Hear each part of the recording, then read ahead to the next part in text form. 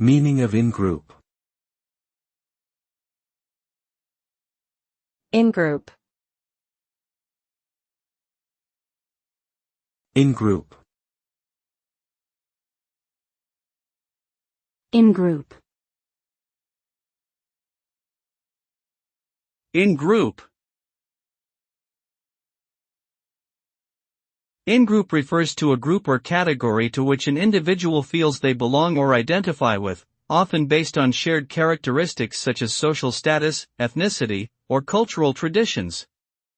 The concept of in-group is relevant to understanding social behavior and attitudes because it helps explain how people form their opinions, attitudes, and behaviors towards individuals who are not part of their group.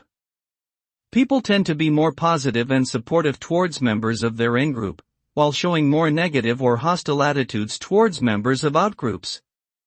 This can lead to discrimination, prejudice, or social exclusion based on group identity.